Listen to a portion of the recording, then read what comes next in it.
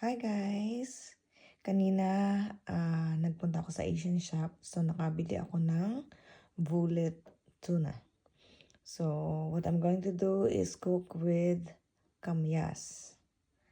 Yan. So, I already wash it and then I put some salt and ginawa ko siyang medyo flat. So, I press it using salt. So, yan na, naka-prepared na siya para sa aking pagluluto ng sinaing na tuna. O it's a bullet tuna anyway. So, yan. Samahan niyo ako sa pagluluto ko.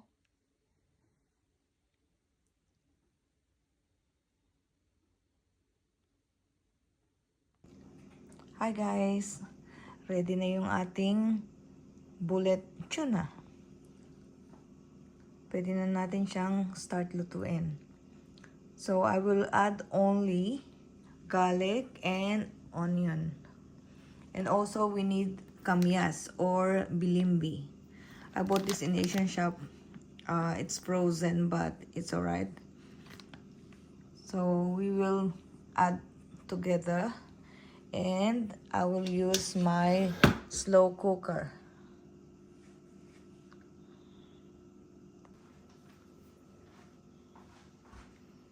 So guys, this is my slow cooker. It's just like a pot. So we will cook the fish here para kunwari palayok, di ba? So all we need to do is just put the fish.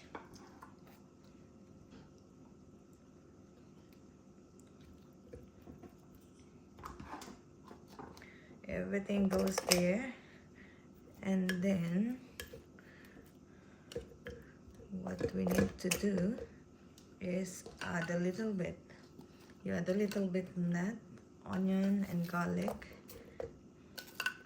And then put some bilimbi. And of course, we're gonna add water. We need water to cook this, but not much. And then we can put the rest of the fish in there.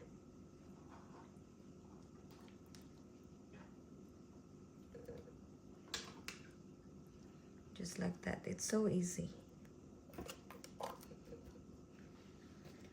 Then we can add more of the onion and garlic.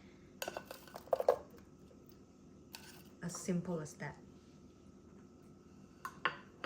And then I have one more fish here.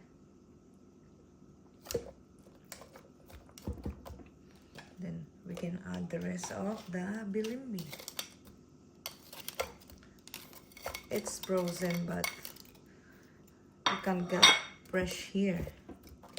It's all frozen, so that's all right.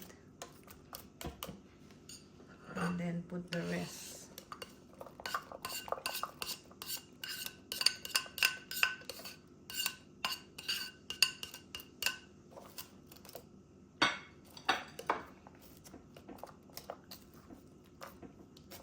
That's it.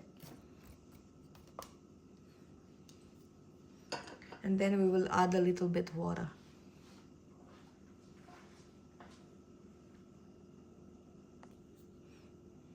And then we can add water now.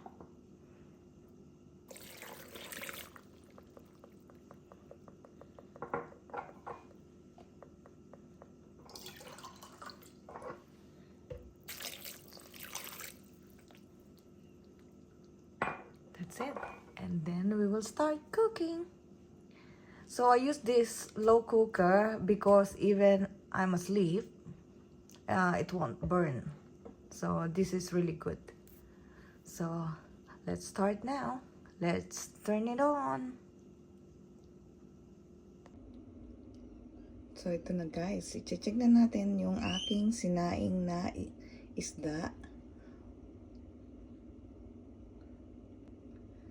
Ito na guys, i-check ko na tong aking bullet tuna na sinaing sa kamyas. Halika, buksan natin. Yan na siya guys. Sarap siya. Pero dapat nilagyan ko siya ng taba ng baboy para mas masarap.